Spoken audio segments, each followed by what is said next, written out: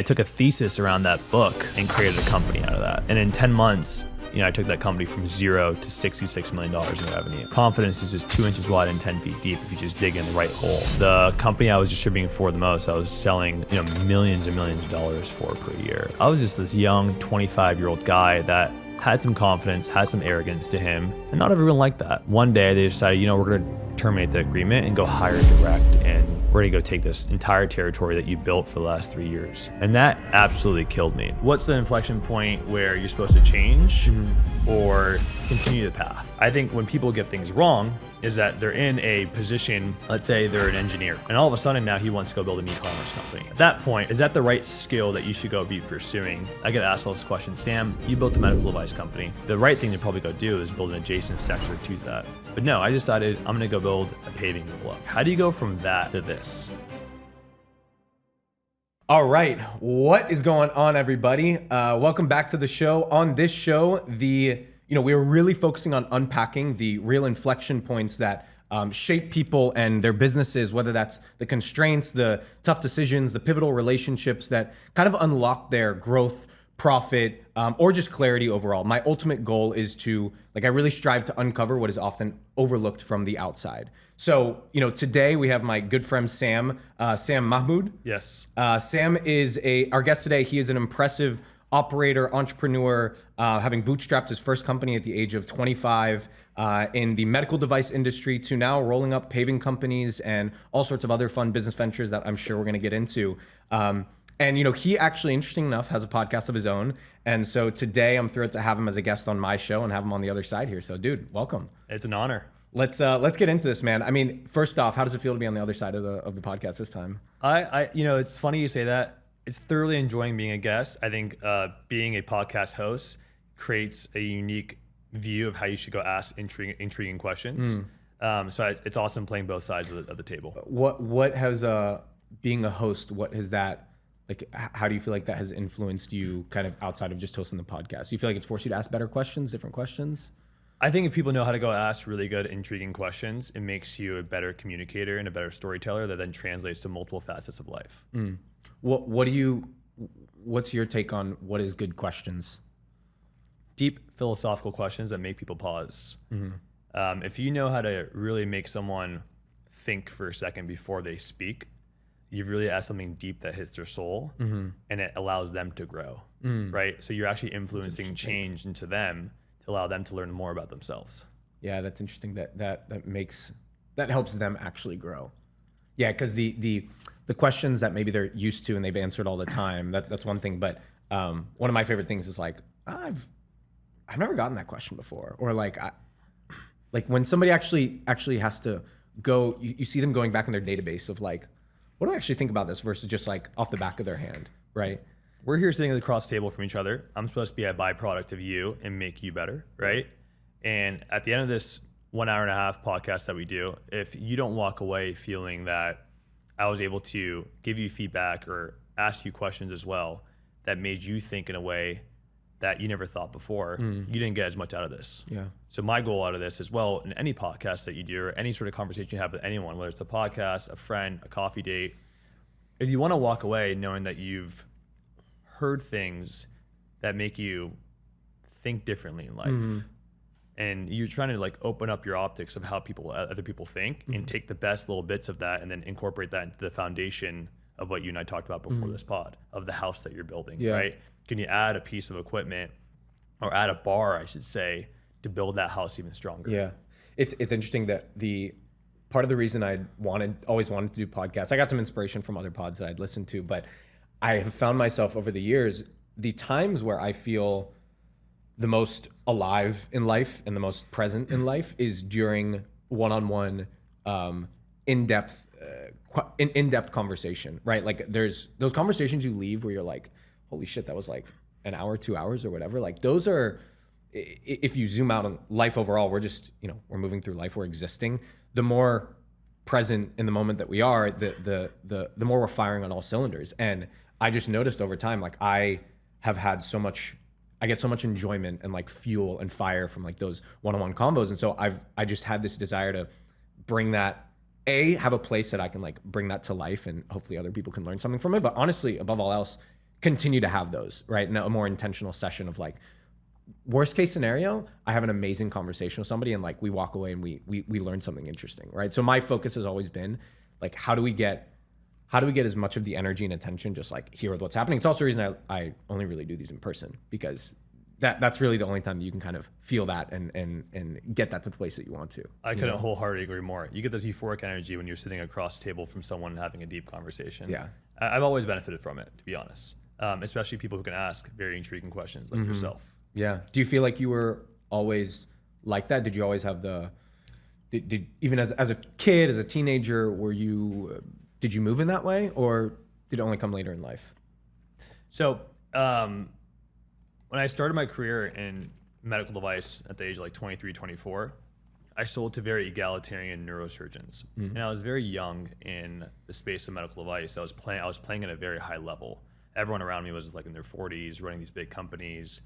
And I started my entrepreneurship journey at the age of 24, and I had to go sell product to very smart, intellectual neurosurgeons. And if you think about it, I'm selling a product to them that is in their domain expertise. They've gone to medical school, 7 years of residency. Now they're a brain surgeon, and I'm trying to sell them this widget and convince them to go use that in someone's brain. So I've had a lot of hard conversations in selling and having intentional conversations with these individuals to become a better communicator, to deliver a message. And that was the repetition over and over again that made me allow myself to be addicted to having really good conversations with people.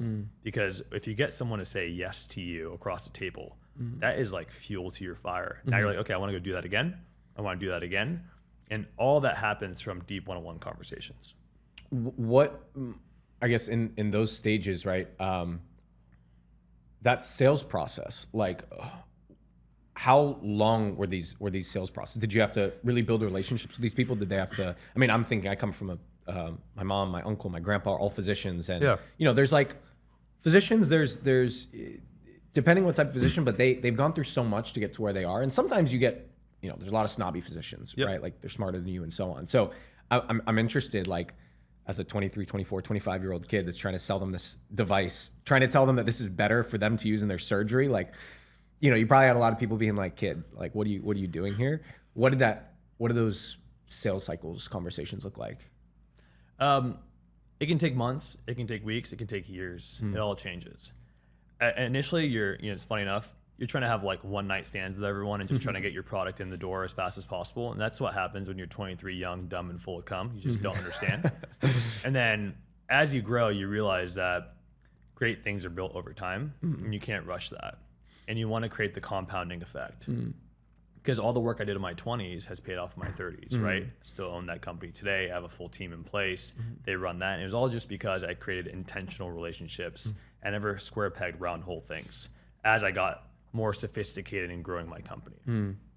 But I think what a lot of people don't understand is like the best part about being in your early 20s building a company is you have something in your brain called your amygdala, right? Funny enough, we're talking about brain surgery, a part of your brain, which is a fear in your brain.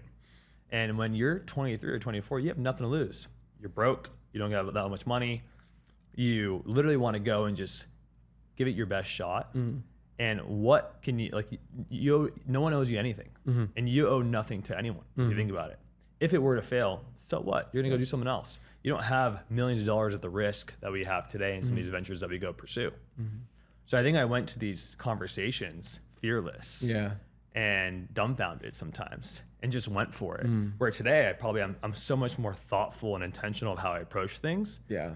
And there's a good and bad to both, right? The good is that sometimes you're just not doubting yourself so much in your early 20s when you're building something. I think that's what you have to your advantage. Is that you can just go all in and speak to people who are much more sophisticated to you, and they're willing to give you a shot just because they see the sincere effort that you're putting across the table. I always think about this, like there's this raw, almost liberating feeling in the first business venture where, like, to your point, you don't have much to lose. Like you whether you move to a new place, you start a new business, like the worst thing that's going to happen is it doesn't work. And guess what? You start back in where you already were. And it's funny because these days I almost try to, I'm just gonna get myself to harness some more of that feeling and sentiment in my life today, because it is very different, right? We're in different stages and so on and so forth. How do you maybe, as you've developed, become more successful, become more wise and so on, what are maybe those things from your early years that you still try to carry with you in your life and business ventures today, and really still try to persist through, how you operate and move? Be your unapologetic self. I'm not the biggest politician, but if you look at the Donald Trump versus Kamala Harris debates, all the things that they were going through for him to go win, and if you actually look at the underlying thesis of why Trump won, I think people just saw that he was his unapologetic self, right? More than anything else. And Kamala was becoming a lot more fabricated in her words. She became untrustworthy. I think when you are sitting across the table from someone and able to speak to them and you want to convey a message, you're trying to build trust. And if you know how to go do that and compound that over time, that is the most important factor in business today. Because I have this theory: if I don't see myself doing business with you for life, I won't do business with you for a day, right? And I think people try to convey and try to be this person that they're not all the time and sound cool, and they're so scripted and rigid.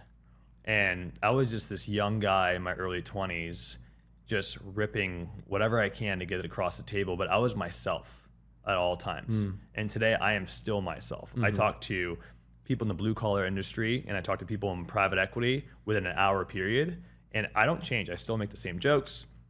I am humorous. I make people laugh. I don't try to be someone I'm not. And I think ultimately, that's what I really have carried since my early 20s, and now I'm 33 today. And it's an authentic approach. Yeah. I think that's what people lose sight of sometimes. Yeah.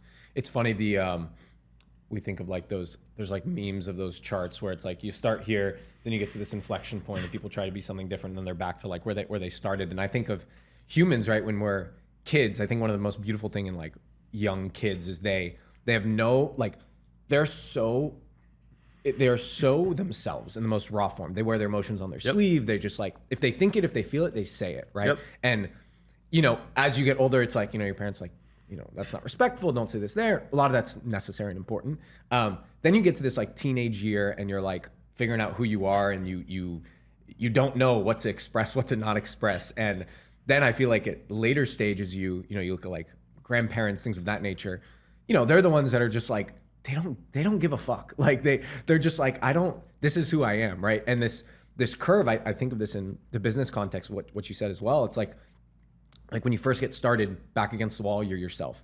Get a little bit of success, you're ooh, I need to do this to fit in this room, whatever.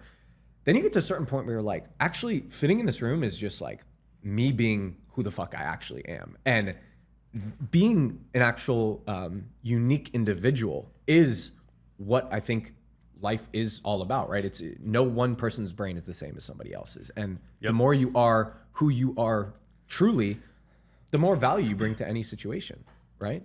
So why do you think the bell curve happens? This is actually a very interesting topic that I love to talk about. So you talked about in your early stages, you're just raw, you wear your emotions on your sleeve, you're 7 years old, and then you start hitting your 20s, 30s, and 40s. Where does all the depression, anxiety in people happen? During those years, right? And why? Why do people at 70, 80 are unapologetic and they just know that there's only a finite amount of time left, and they're so direct with you? Well, during that bell curve, you start incurring all this frequency like you and I talked about. And that's what actually builds the tank in your body, the infrastructure in your body. And people who have anxiety during that bell curve and start being someone that they're not is because they're incurring the wrong frequency and they're not confident in themselves. And they're not well aware of what they're consuming. And I think that today is probably one of the hardest things to recognize in society, is that the things that you consume and the people you surround yourself with every single day makes up your genetic DNA at this point. In that inflection point between 24 and probably 40 years old, right? People talk about midlife crises at the age of 50. Why? Because they're starting to see other things that people have that they don't have anymore, and it starts to doubt themselves. So how do you start? Then you start asking yourself the question, well, how do you not create self-doubt? How do you create confidence? It's doing a shit ton of repetition in one direction and going 2 inches wide and 10 feet deep and building a hole that you are thoroughly confident in because your gut tells you so. And you don't deviate from your gut. And you've made that repetition over and over again. And you know that even though Sean tells me I should go start a hedge fund, I'm not going to go do that. I'm going to go buy paving companies and continue to do so. Because, you know, there's so much optionality to optionality that happens today, where you can go raise a VC fund, and then if it doesn't work out, you can go do something else. But sticking to the path today is probably the hardest thing to go do. And I want to emphasize why. Is because the internet makes things look so glamorous. Yeah. It makes things look so easy. And no one really understands like the work it actually took to get there over a 10-year horizon, 20-year horizon of suffering and pain of doing just one thing. Yeah. And I think people just lose sight of that every day. Yeah. I'm curious for you, as every human, we go through the phases where we, you know, are figuring out who we are more and more. What is maybe some of the earliest or most prominent stages in your life where you think back and you're like, man, this stage was a big stage where I, you know, really like planted my flag deeper of like who I am, right? I could have gone one way or the other, but this experience or this story or this lesson really, you know, taught myself as Sam that this is truly who I am. I think people should recognize how quickly you can get back to baseline. So when you have any sort of traumatic event in your life or a massive inflection point that alters your baseline, the delta between how quickly you go from where you were to back to your baseline is an indicator of who that person is. I told you I played soccer my entire life. I played in college. I was a Division I player. I tried to pursue professionalism. The last game I ever played was against the Colorado Rapids, an MLS team. I went up for a header. The guy was the captain of Ireland, scored over me. I knew my career was done that day. I was on trial. And the day that I realized that soccer was over and I was going to transform myself into becoming a businessman and entrepreneur, how quickly I was able to say, I'm going to let soccer go and let that dream die and go all into something else, really defined who I was. Because I was able to understand that I can turn the switch off very fast and not let external noise, emotions, slack time stop me from the direction I know I need to go. So if you're going through like a breakup or you have a business failure in life, it's going to happen. But understand how quickly it takes to get back to your baseline. So we hear a lot of people talking about like don't give up, never quit, so on and so forth. How would you, when you look at you're pursuing this dream and you know you pivoted, you shifted to something else, like how do you think about how do you balance that between like, well, maybe somebody's like, well, Sam, why'd you quit, right? Why'd you give up? Versus like, you know, an alternative approach of just like, no, I wanted to pursue something different. Like, how do you balance that? Yeah, well, at the time I was 23. I had $1,500 in my bank account. I had immigrant parents who were embarrassed by me trying to go pursue professional soccer, and I'm not a lawyer, an engineer, or a doctor at the time. So I took that external noise that I talked about not doing today, and it affected me to, you know, stop playing soccer. But you asked a really intriguing question. What's the inflection point where you're supposed to change or continue the path, right? I think there's a few factors here. One being is if you did everything today and you stopped doing it and you put all the marbles on the table and you still haven't yielded the results, is it the opportunity or is it the skill set, right? And you have to address that. I think in life, we're trying to line up two things. Is the highest opportunity with the highest skill set.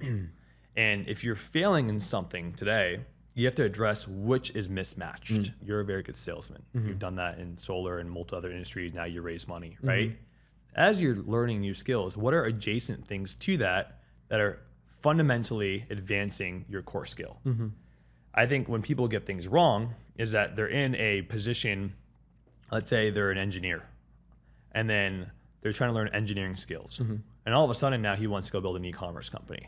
At that point, right, is that the right skill that you should go be pursuing when your effortless skill is that you know how to become a very good engineer? And of course, people can pivot in life. You want to go pursue something else? Sure, fantastic. But you're also resetting from zero when you're doing that. And you have to also understand what part of the journey of your life you're in. in your early 20s, I think you should go try a bunch of stuff, because it's not about the money at that time. It's about like really creating a hard knocks MBA. And go try multiple different industries, see what sticks, because at 70, when you look back, the things that you did in your 20 honestly don't matter too much. You got 40 years from 30 to 70 to really figure out how to go generate intangible wealth, right? So go learn core skill sets, find out what's really good for you, what comes natural to you, and learn adjacent skill sets that can continue to compound for the rest of your life. Yeah, I think that also comes down to like, you need to understand yourself, right? Like being aware of what your skill sets truly, truly are, and like piecing that together.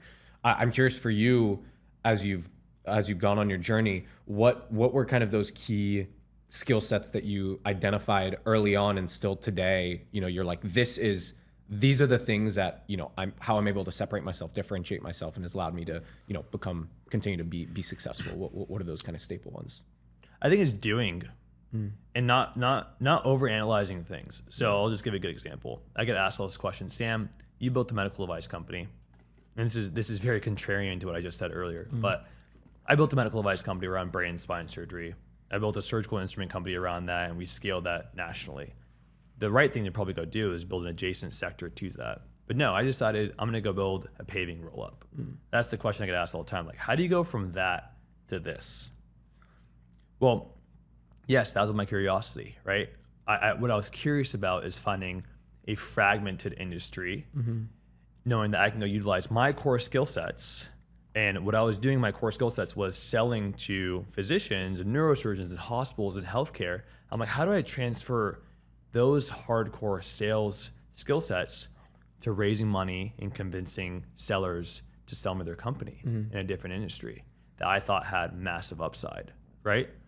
So from that, you want to understand like, how can you go take compounding leverage into another space and continue to grow what you're really good at. And that's how I developed the Pave. And I just took a lot of action and said, I built a website, knew the name, I saw the industry, didn't look back, and said, I'm gonna go figure this out. And how do you go figure that out? It's a who, not how game, like we talked about before this pod. All the problems that you have in your life, there's a who to it. There's 365 million people in America. There's 4 billion people on this planet. You will find someone to solve your problems that you don't know. And I think what I first did is that I found the best people in the industry. And that's another skill set I've always been good at doing, is bringing the best people in the room. And how do you go do that? Like, people always say, well, that sounds nice in theory, but how do you go get a billionaire in a room? Well, you got to create a product or a company that they can see over the future of the time horizon of what you're building, that's gonna be worth their while. So if you're gonna go do something, make it worth it. Yeah. Right. And I was able to go attract some of the best people in this paving space to come along the journey with us and solve those questions that I didn't know. Right. They're one phone call away. And I call that building the Mount Rushmore of the industry. Everybody should do this when building a company. Right. Who are the 5 people that you can go do that? Call it the Fab 5, like the Michigan basketball team. Who are the 5 people that you can go attract into your company and ask any question that will get you from A to B a lot faster, right? And remove a lot of those potholes, no pun intended, for getting you from where you are today to where your goal is. Man, the world of finding those right people is a beast of its own. When you're measuring and making those, determining who is one of the Fab 5, what's your, what guides your decision making there? Trust is everything, Sean. I say this to everyone, that you can find someone with a 10 out of 10 skill set, but if they have a 5 out of 10 trust level, you're gonna lose that person anyways over time. So your opportunity cost in that person is very low, and you're gonna have to find someone else. So ultimately what you're trying to look for is someone who does have a good skill set, but has a very high 10 out of 10 trust bar level, right? And that's the odometer you always wanna measure, because churn in any company is the most detrimental thing you can do to your business. And if you're building an advisory board, you're building, hiring a CFO, a CTO, the goal is to keep it so they can last, right? And of course, sometimes you bring people on at an early stage of the company and you will need someone else over time, but you want that transition to be fluid, right? not demonic in any way, because that person was there to hurt you. And what I've learned over time from studying other companies and CEOs who hire people is they find people they know they can go build an empire with. And it goes back to what I said earlier.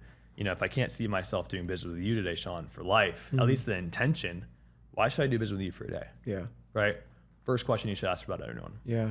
What are your signals that indicate you can have trust in somebody? What are the ones? Maybe what are the positive signals, and maybe more importantly, what are the negative signals?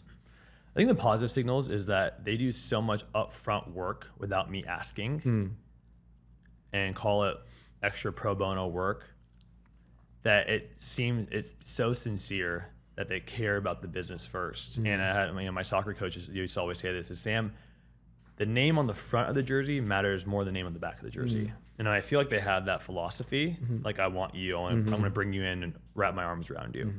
That's definitely one of them. Another one too is that if the people I've already hired at the company, you know, everybody, when I hire anyone, I'm not the only decision maker, right? So I just want to make sure everybody loves that person, because management turns into culture. People get that wrong all the time. You're trying to build a managerial team. No, you want to build culture without you there. So when I leave this room today and I have my management team in place, and how do they interact is the definitive inflection point of any company, you know, how your company is going to thrive over the next 5 years, because you shouldn't be involved in every conversation, right? You want them to collaborate and solve problems on your behalf. And, you know, we talked about this before the pod. What makes a good CEO? To me, it's very simple. It's hiring the best people in class to solve your biggest problems with other people that you've hired as well, right? So you can go and solve the next biggest thing as a CEO. And then what are flaws that you may see in people that don't signal trust, is what you asked. Yeah. I would say people who start asking about transactional items early on is the biggest indicator that they care about themselves, not about the company. Of course, salaries are important. Of course, benefits are important. But people should really be selling themselves that they're going to impact your company more than you think, and showing how they can teach you from the get-go on how they can get you from A to B a lot faster. And if they're not doing that, and they're just so focused on what they can get out of it, it's a recipe for failure. So because I actually agree with a lot with a lot of what you just said. To push back on this a little bit, you know, people, like humans, I think overall were like, I think the word selfish gets misconstrued. Like, at the end of the day, you should be taking care, like your body, yourself, you should be priority, right? So then you can serve other people, your family, whatever it might be. So when you say that, you know, my question goes to, like, I get that. Like, I love, you know, I agree that people should be add value and so on and so forth. But, like, at the end of the day, this isn't their company, right? This is your company. So why is it bad for them to be, you know, for them to prioritize, like, what is their situation going to be, whether it's compensation, whether it's team, whether it's like flexibility, like why is that a negative signal to you? It's a very good question. I've just learned over years of hiring people over time is that instantaneously, when people start talking about the things they need from the get-go, I know where the narrative's going to go from here. In the end, when you're hiring, if you want things for yourself, you should go build your own company. Truly, right? Because there are some people who are just unemployable. I am one of them, unfortunately.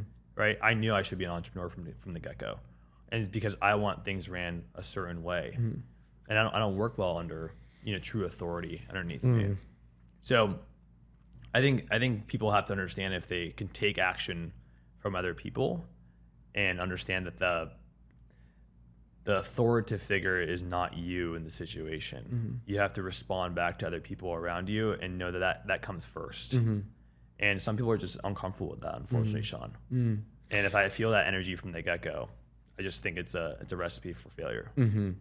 It is one of the takes that I always had is, like, my stance was always, whether it was sales, the business, and so on, it's I'm going to, you know, whatever I'm getting out of a teammate, an employee, whatever it might be, if somebody is bringing me all that they have and they're showing me all the energy, all the care in the world, I'm going to, not only give that in return, but I'm going to double that back. And there's this something I think a lot of team leaders in whatever capacity, whether you're the CEO, whatever it might be, get wrong is they try to, you're trying to move everybody in the company forward. But in reality, you have your all-star players, and the people that are well exceeding expectations and giving you more than everybody else, you should be doubling down there, right? And so I'd always said, like, to tie back to what you were saying, is if you're bringing me all this effort, I'm going to give you more of that back, right? And I think this to tie this back, it's like the theme of this is I'm interested in, what you can do for this organization, because if I see that and that's your care, I'm going to double that back to see what can I do for you, right? And I think it ties back to this principle of like there's givers and there's takers. Yeah. And takers can't even comprehend what it means to be a giver. Like it can't break in there, right? And I think what you're highlighting is that type of mentality. Is like, do you understand that if you bring more to the table and you give back, you might not be able to pencil how that comes back to you, but you have the confidence and you know that at the end of the day, it eventually will, right? And deciphering that with people, reading people, understanding people, I love how you first answered with trust, is probably one of the most critical skill sets a human, not just an entrepreneur, a human needs to understand, because that becomes your tribe, your people, who you decide to hang out with and spend time with. It's like the people that you can actually trust, right? And being able to figure out over time, like those signals of like, I can either trust this person or I can't, right? And it's interesting that like, hearing from you with your experience, like I bet there were times that you look back and you probably trusted somebody you shouldn't have, right? Do you think about that? Does that influence on a go forward basis? Like if you see something come up, you're like, "Ooh, I saw this with somebody that didn't work out well," and like that influences your decision making? All the time. Yeah. There's core values in people that you have to be very wary of, right? And you have to understand like what really has built your infrastructure and how does that align with the person in front of you. And you don't want to deviate from that too much, because that's the core of who you are. You want to make sure that the core of who you are matches in some respect to the people that you want to bring on in life. Is there a good example of someone that I did business with and did not trust? Yeah, recently it happened, of course. When the outcome wasn't favorable to them, I just saw something instantaneously change drastically. And I think when it comes back to trust and you're hiring people, what I realized is that some people just need an instant feedback loop. And what people don't realize is that things just take time, Sean. And you have to understand, you have to trust the process. If you're trying to go raise a bunch of money and the capital fails for some reason and just the last hour is just not there, it doesn't mean that the product is wrong or the company is incorrect. It just means it was just the wrong people and we have to go at it again. And you're really going to understand who you're bringing on in life based off traumatic and tough times. Good times, you can get along with anyone. I can get along with a wall, right? But the definitive moments in any company, any relationship, is all based off traumatic experiences. And those should be the things that you hone in with moving forward and how you go assess other people. That, okay, if things go really shit, how do you think that Sean or whoever is in front of you is going to react? That should be the other deciding factor on how you bring people onto your life.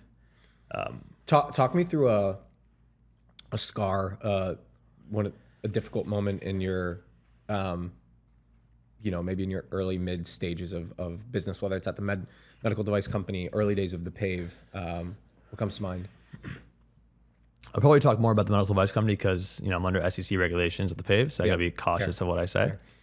When I was getting going, when I started my company, I was a distributor for multiple different medical device companies, and the company I was distributing for the most, I was selling millions and millions of dollars for per year. And people can just take a distribution line from you in 30 days if they want to. It's a 1099 agreement. And, I had new management come into this company. I was doing well, but I was just this young 25-year-old guy that had some confidence, had some arrogance to him, chip on his shoulder. And not everyone liked that. And one day they decided, we're going to terminate the agreement and go hire direct, and we're going to go take this entire territory that you built for the last 3 years. And that absolutely killed me. And what I did from that is I reacted. I reacted like an immature entrepreneur. We had all these demand letters go back and forth. It got nasty. And I saw myself in a different lens that taught me I should never, ever let anyone get the best of me anymore. Things are going to happen in business. Pain is constant, right? You will never pick the perfect person or the opportunity. Just know that. Yeah. And you will suffer. But you and I get to decide the outcome out of this, right? And if you don't know how to go react to poor situations, like I poorly reacted at the age of 25. Yes, I lost a lot of money. I understand that. But it's also part of the process of playing business, right? And who reacts always loses. And from then on, that scar has taught me to be very cautious of how I go deploy my energy. I look at my energy as a tank of gasoline, and I want to make sure I'm fully deploying it 100% in the right direction every day. And there's like inflection points in my life where I've realized I could have gone really south if I did something incorrectly, right? And I could have said the wrong things to the wrong people if I was still my 25-year-old self. But the growth that I've really been able to endure is knowing how to react to certain situations. And the person who's even keel and does not react is the one who wins. Yeah, I love that. I'm curious, how long did it take you to Learn that? Yeah, like you were in this moment, you're pissed off. I totally can relate to that. How long did you keep that up for, and how long did you? At what point were you like, I just need to like let go, or this isn't the Sam I want to be? When you start playing in bigger stakes, you got to realize the rooms that you're in. And I started realizing that at a young age, I started playing in some bigger rooms, and you have to let certain personalities go away and bad stigmas about yourself. And I was known as this younger guy who would react, and I was emotional. And I think I did a lot of coaching on myself. I got a CEO coach, I got a relationship coach, and I translated all that to who I wanted to become. I looked at the characteristics of some of the best people on the planet and what they do, and I said, I want to become that. So what are the steps that take me from who I am today to where I want to become, and what are the actions I need to go do? And the best thing I've ever learned in life is get one-on-one coaching in order to get there, right? Today I have like 9 coaches. I have a ping pong coach, a tennis coach, a relationship coach, a CEO coach, yada, yada, you name it, I have it, right? And one of my CEO coaches said, Sam, you can be too emotional, you're wearing it on your sleeve, and that can be a red flag to some people that you will be volatile when big stakes are on the line. And I want to go play at the bigger stakes.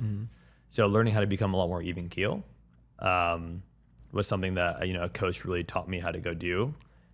And I think the biggest thing he taught me throughout that process was really understand the magnitude of the problem before you react. I think money is always a big derivative of when people react the most, when it's lost or a breakup, whatever it may be. But if you actually just step back and take literally 30 seconds to a minute before you react and come back to like what your core foundation has really taught you, is that you will always get the benefit of the doubt if you just consume your own thoughts. Realize that in 20 years, how big of an issue is this, right? Yeah. Sure, you lost some money in an investment. Sure, you lost a company, whatever it may be. I get that. But in 20 years, do you think that you can survive this? If it's a yes, then take a breath and realize that it's going to be okay. Yeah. Yeah.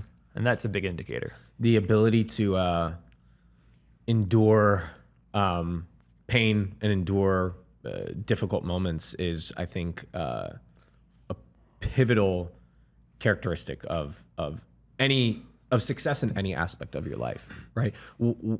So today, in these days, because you strike me as somebody who's stoic, even keel, you think before you act, things of that nature. What are there things that throw you off today? Are there things that throw you off your baseline? It's a really good question.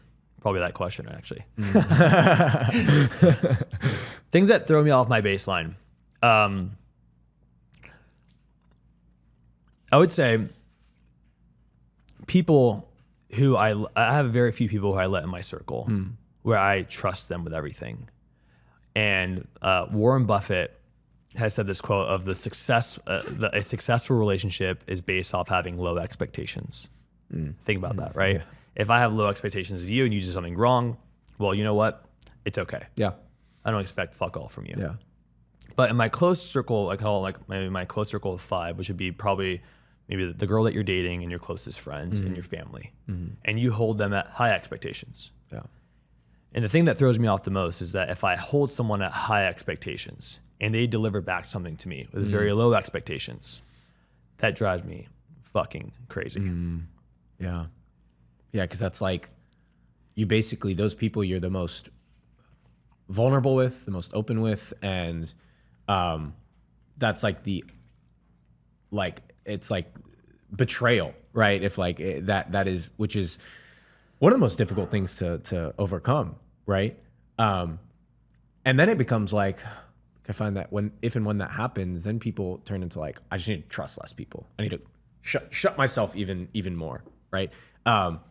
How, like, I guess, how do you think of those things? Have you gone the direction of like, as you've gotten older, you just like, there's a certain level that you'll open up to people, and you'll kind of keep it there, or, yeah, I guess how does that like influence how you move on a daily basis? You made a really good point. If you become distrusted of someone that you trust, and how do you take that moving forward in other relationships? I think my tolerance for bullshit is very minimal now. Like there's people even in my company today that I barely even talk to. But yeah, they do a good job.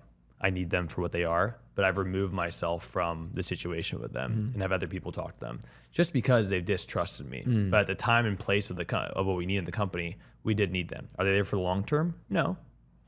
But I'm quickly to write people off if I feel like they're not loyal to me. Yeah. Because I know one thing that I'll always hold myself to is my reputation. It's something you can't buy. Yeah. And it's the most important thing in business, most important thing in relationships today. People underestimate that, right? Yeah. Don't be penny wise, pound foolish. Yeah. And a lot of people are in society today because it's like, what do I want for me? If you're playing the long-term game, which everyone should play, you know that you have this thing of compound interest. And compound interest translates based off of what your reputation is, right?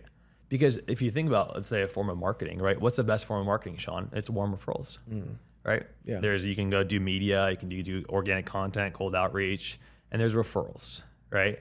And today you built a company, I've built companies, we're gonna go build future companies. And the second I go ask, hey, I want to raise some money, and I come to Sean, you can be like, well, Sam's a great guy. Yeah, you should go talk to Sam. You should go invest in his company. Well, that was an easy referral from Sean that I was able to endure based off what? My reputation. So people should take your reputation of what other people think of you, the most important people, and underscore that in a way that is something that you should focus on and be the nucleus of your life. And that's what truly matters. For people listening, I think one of the things that I love about this, and it struck me when we first met, was like, I could get a sense of you're someone who is, you're very aware of who you are, right? And I think people see the glamour and success of entrepreneurs, and I hope one thing listeners are taking away from this is like, we talked some about the business, but your your awareness level of who you are and kind of your comfortability and certainty with that is very apparent, right? And I always say you can only go as deep with somebody as well as they know themselves, right? And I feel like the more I try to like dig with you, the I'm not stumping you quite yet, right? I can get you to think through things, but it shows me your ability to kind of understand. So I would just say for people like to really think with that, like the more comfortable and certain you can become in who you are as an individual allows you to be a better person, friend, business person, entrepreneur, because oftentimes the answers lie there, right? Lie in your gut and lie how you think through it. I was going to ask with that in mind, how do you deal with doubt on a kind of daily, weekly basis? Is that something that comes into your mind? And if so, how do you navigate it? Fear is a mile wide and an inch deep. Confidence is 2 inches wide and 10 feet deep. Doubt is the distance between where you are today and where you're going. And to shorten that distance is by doing things that you're certain of with people that you trust, right? So if you just, again, don't deviate from your core, There's a law of standard deviation I always talk about. It's probably the only thing I paid attention to in high school. And what that means is that it's the distance between the core and the next thing, right? And the more you double down on that, the less doubt you will have, right? And that's where anxiety-inducing situations come in, is because you're playing in an arena that you're just unsure of. So either if you're gonna go put yourself in an environment today, Sean, that you are not a 10 out of 10 on, then you are doing something incorrectly in your life or in your business to put yourself in that position. Because you want to put yourself in a 10 out of 10 skill set and a 10 out of 10 opportunity at all times. And if you are putting yourself in a poor opportunity, you should be putting someone else who's very well equipped in that position. And that's how you're moved out. Fundamentally, if you define that, right? Yeah. Yeah, it's an interesting thing. I think people have this incorrect perspective that at some point you just have, you don't deal with doubt anymore. And I think that's incredibly wrong. I think everybody deals with it. It's just a matter of how good do you get at overcoming it, right? How good do you get at powering through it? And what is your recipe when that comes in to go through it? Like Kobe for forever, even when he was taking the last shot, there would still be a second, maybe it was a millisecond of like, shit, what happens if I miss? But he just got so good at like powering through that and overcoming that, right? So I'm always, I'm curious with somebody like you who's has this level of awareness, like how you soak it in and then what you do to kind of counteract it. And it ties back to one of the strengths that you mentioned of like action, right? Doing, like 10 times out of 10, the one thing that the way that you overcome it is you fucking go. Like you do it. You execute on, like you said, the things that you actually know, right? Correct. Today, as you think about your day after this podcast, whatever it might be, like what are you most excited about? What when you think about it, like when I ask that question, like what are some of the, the first or second thing that comes into your mind of what you're most excited about? That for a long time, I underestimated how big I can go. In a short period of time, I had let's say 12 months ago, I had a thesis after reading a book on Elon Musk's biography on why roads are going to be very valuable for the future. And I took a thesis around that book and created a company out of that. And in 10 months, that book inspired interesting my company today, the Pave. Wow. And in 10 months, I took that company from 0 to $66 million in revenue. Wow. So never underestimate what you can do in a year. Never underestimate what you can do in 6 months. And like I said, confidence is just 2 inches wide and 10 feet deep if you just dig in the right hole and you reduce the frequency in your life. So Steve Jobs and Kevin O'Leary used to work for Steve Jobs, and I heard him talk about this. And when you asked that question, the first thing that came to me was, I want to know how much signal I can put out in this direction in a very fluid manner. And what you should measure when you're building anything is your signal to output ratio and how much frequency is coming into that. So I spent the last 12 months understanding everything I need to know about asphalt, how to raise money, and how to build fantastic asphalt paving companies. And I am not a guy who grew up on a paver at 6 years old and hanging out in Home Depot. If you took me to Home Depot today, probably couldn't find a shovel, right? I'm not that kind of guy at all. But what I'm very good at doing is understanding the things that need to get done, and I work to goal every day. It's not like, work to 6, work to 4. It's work till the KPI is met. So what's the KPI for the day? How do you go fight an 800-pound gorilla? You just fight it one day at a time and know what's in front of you, and you hit that goal regardless. And it's reducing that slack time. When you wake up, sure, you do your morning routine, whatever it may be. Not really for me. I just wake up, I go to the computer. Okay, I have to do 70 outreaches to private equity firms. Okay, let's get 70 done. The days I don't want to do it, I still do it. Those are the best days of what excites me the most, when I actually get it done. When I look back and I see all those outputs that I've done, the days I remember I did not want to go do that and I did it, that's growth. That's change. That's exciting. And that's what you want to really go accomplish in life, is doing the hard things that you know you're supposed to do. And when the days that you don't want to go do it, you still get it done. Was there a time where you were on the other side? You just wouldn't do the things that you didn't want to do, even though you knew you should do it? Yeah, I had too much frequency in life. Too much noise. So when you want to get something done, block the noise. Block it all. Social media, block it. The friends that don't serve you, block it.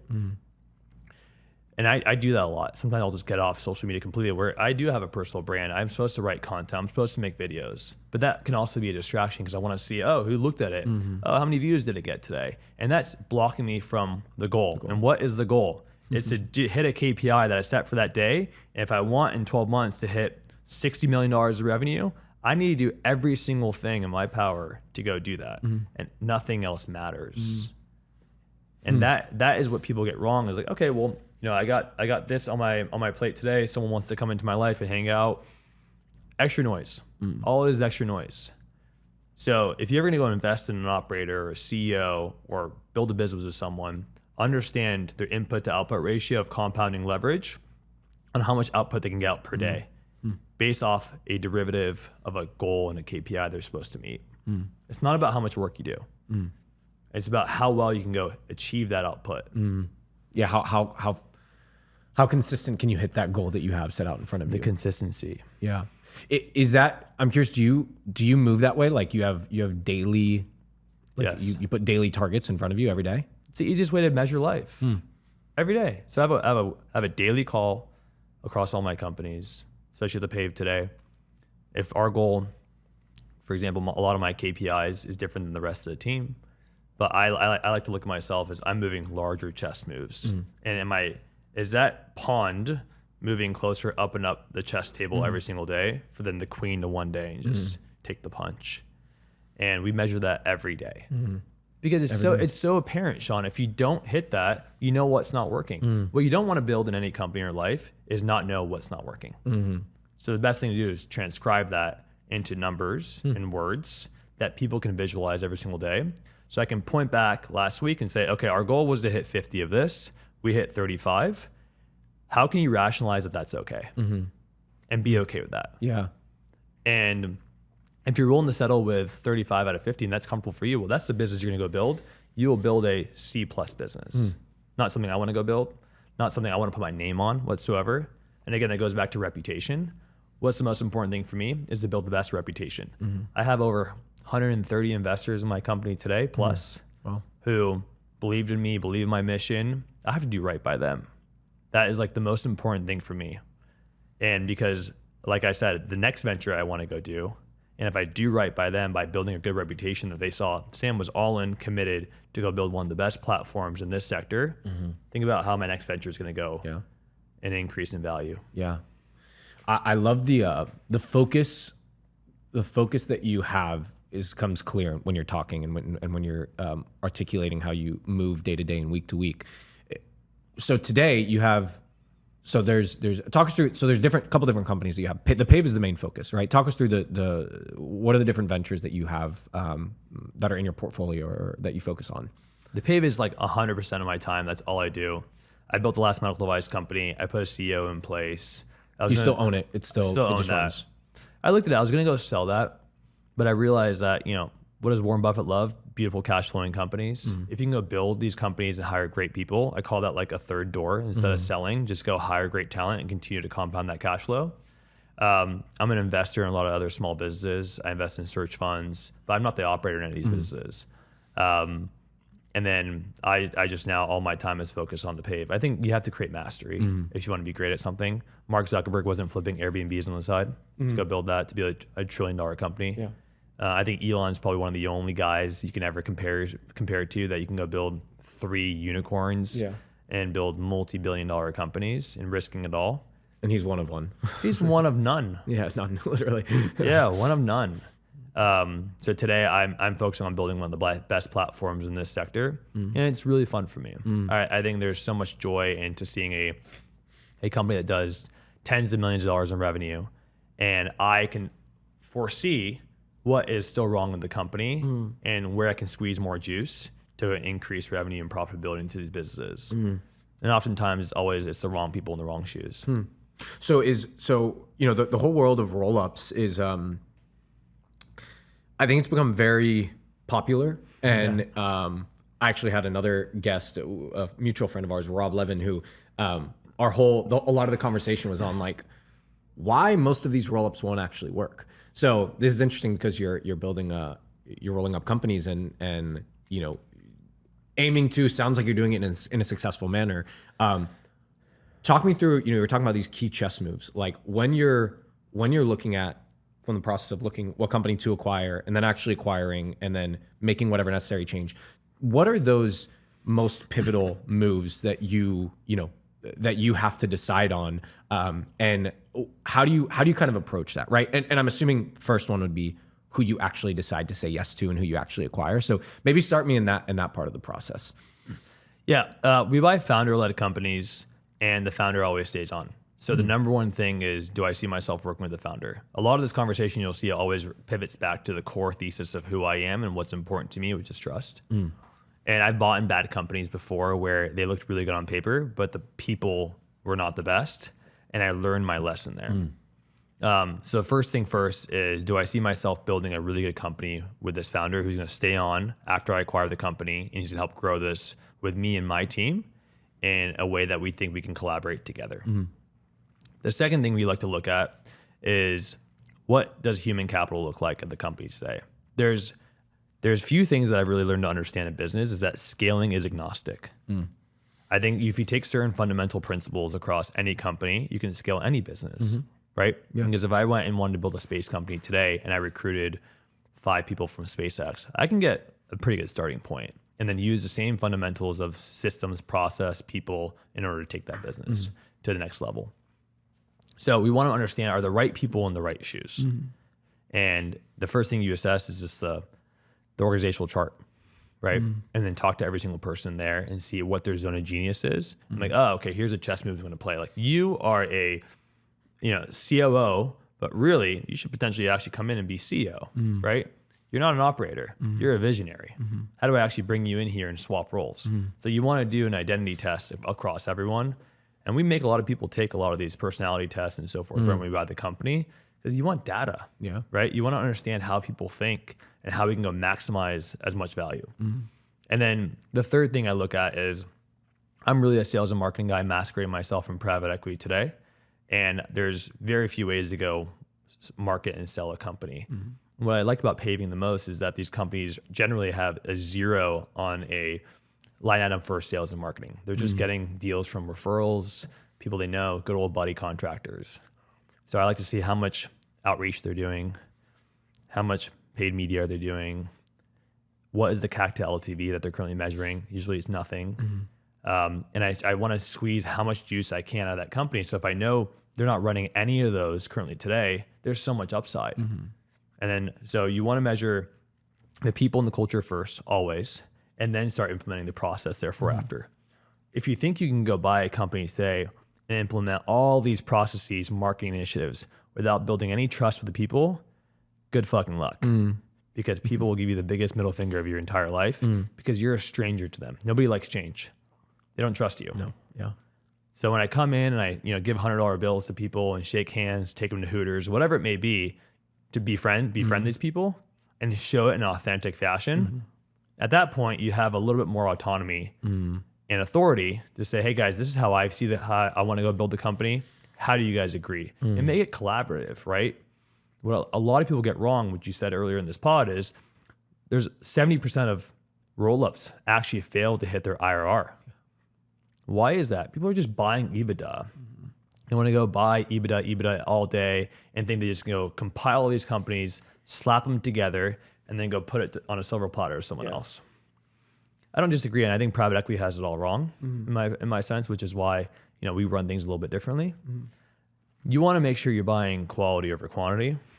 And the explosion effect happens when you just start buying a bunch of companies that don't have any synergies with the other companies you're buying. Yeah. The most powerful thing I've done is putting all the CEOs together in one room. Oh, wow. And letting them talk and build that culture, build that management. Oh, this is what I do here. Oh, great. This is what I do here. And it's building a peer group. And what I see myself in doing that is how well I've built this company based off how well those conversations are between them and how they're helping each other without me being in the room. They now have each other's numbers. They're calling each other. I just create our own little core group without trying to create a core group, right? Yeah. And now that is compound, right? That is something that the company can now grow on its own, and the roll-up starts to make sense because Tommy over here and Johnny over there are now becoming best buds, and they know they're on the same team. Yeah. The most important thing, I always say this even to in any relationship, to my girlfriend, to people, is we're always playing on the same team. If we're playing doubles, you're never going on the opposite side of net of me. Yeah. We're on the same side. So it's not about who's right or who's wrong. It's about coming back to the same side always and neutralizing that. Yeah. We can disagree. I disagree with a lot of the owners all the time. Yeah. No worries. But most importantly, the foundation is that we will always come together at the end of this conversation because we are a partnership. And emphasize that. Sometimes a lot of these firms who go buy these companies want to just enforce this authority so fast. And then you dislatch all the trust that's supposed to be built.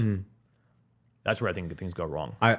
It's funny. The biggest gap that Rob and I discussed is where most roll-ups get wrong is they don't factor in the importance of people. And the first thing that you said on the first area you focus is people. And I especially with many of these roll-ups, like if you're, these smaller businesses, like oftentimes you have a key man risk. You have there could be a couple people that massively dictate the success of that business, right? So it's like you said you start a requirement. Sounds like they have to be founder led, right? You are only looking for companies that the current owner is going to stay on for some period of time. Always. And I love that, and you focus on that culture, people side of it by understanding who's in the business and so on and so forth, and then you move to system and process. Versus a lot of times it's like, what's the EBITDA?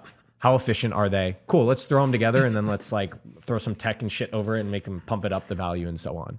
My partner and I, we have the most complete opposite skill sets. I'm definitely the capital raiser, visionary, working with the board. He likes to be more in the operations, structure, and so forth, and works very well together. So during the M&A process, I'm doing a lot of the people stuff, and I start understanding who are the most important people of the company. And then after we're going through the process of diligence, he takes over and I'm off doing the next thing. But there's key things at every single company that I'm responsible for, which is maintaining certain relationships with certain people. And I have one or two people at every single company I have to check in with to this day. And we bought 3 companies the last 10 months. And in each of those companies, it's every 2 weeks I'm calling and it's just shooting the shit. But the shooting the shit with these guys literally keeps the glue of the company, right? Because they feel like the change that's happened is going to be worse. They don't trust me. They don't trust us. And I have to continue to go do that and help these guys out. A small little $500, $1,000 bonus on a random Tuesday, and without even telling them, my God, that is the hack of private equity and keeping these porcos happy. Because people want to feel valued. These guys are blue collar workers and they look at us like, you're the rich guys, you're the guys buying us, making all this money. You don't want to create that facade around that whatsoever. You want to make sure that you can wear boots with these guys, talk paving, talk construction, shoot the shit, and they can trust you. And that, unfortunately, a lot of private equity firms don't get that. Chad from Wharton in Invest, unfortunately, just cares about certain metrics and numbers that this owner does not really care about, right? And that's where business is truly built. It's built on getting to know them. Yeah. I have my calls with Steve every 2-3 weeks, and I have to just talk to Steve for an hour, right? Is it the best use of my time? No, but I know it's the best use for the company. And I'm mandated to do that because now I don't work as much with all the portcos after they're closed. I have a team in place who goes and do that, and they do their thing. Operations, KPIs, yada, yada. I'm now going on to the next M&A process. I'm raising more money. I'm the one kind of moving these larger chess moves. But I still stay true and try to certain people at these companies because they have this energy with me. And I have to make sure that's so important for the overall culture of the company that I keep that consistent. So the totally love that's like the first like critical move that you're kind of making. Like, so let's say, so you identify this, this company, potential great acquisition, you vibe with the person, they're going to stay on, like, you maintain this relationship. What's another key move that you feel you guys are making that's differentiating yourselves from, other roll-up companies? So in our world, we vertically integrate in some capacity, right? Okay. There's certain work that you're doing that you're subcontracting out to other people that you currently don't own. So what's a way of increasing to the bottom line is you want to make sure you're subcontracting stuff out that you own. So the key part of a roll-up is putting a puzzle together and creating chess, right? That's what you're doing. So if I'm subcontracting the striping today and I don't own the striping company, my goal is to go buy a striping company I own and give that work to a company at that. Now we have acquired. Is there a because there's coming from my solar background, the construction side, there's the value of the vertical integration, right? Is you benefit from the culture side, the cost side, all this stuff. But there's also the downside where if you like maybe there's a downside on potential quality control, or if there's seasonality and so on and so forth. Is there? Do you feel like you can throw a blanket statement that like it always makes sense with this type of business to pull in these different aspects of the business to vertically integrate, or is there associated what are the associated risks with potentially doing that you have to like keep a careful eye on? It's a very good point. No, I wouldn't keep that as a blanket statement. Okay. Every industry, every business has their own nuances from that sense, because if you start going too wide in ancillary businesses, that business now serves other, let's say, competitive companies, and then you're going to be starting. People will look at you as someone who's just trying to dominate and monopolize the industry, and you become more of an enemy to everyone, and you don't want to create that image whatsoever. Yeah, it's always hard to put a one size fits all, but I think of these type of businesses, they're probably, like you're saying, the people that are running it, that are managing it, oftentimes I'm assuming they're pretty lifestyle business focused, right? These guys that were just good at what they were doing and just like turn it into this type of business. And there is a big stigma that you have to overcome of like, brother, like you're coming in here, you don't know, you have no respect, right, from them, right? They're like, you haven't been boots on the ground, you haven't built this and so on. And the ability to like get on the same side as them and have them like trust you. For many times, people who don't trust other people often, that in itself is such a critical skill set, right? And like meeting somebody where they're at, right? That's just human bond, human connection. But you can do that with everybody. It's just in these situations, it can be difficult. And I've seen your posts and so on, like you're out in the field, you got the hard hat on, you're with these guys, but that's not you. That's not a facade. Like you lean into that, right? You're not saying that you're the expert and know everything about this, but you've studied enough to be able to talk the talk and walk the walk and like get out there and earn that respect. That is 100% true. When I go out to these companies, the first thing I do is I strip all ego.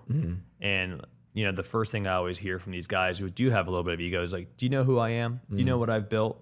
Do you know what I've done for this company? I'm like, tell me, brother. Yeah. Tell me what you've done. Yeah. Cool. How can I add more to it? And they're like, wait, what? Yeah. Like, what do you mean add more to it? I want to fuel these guys.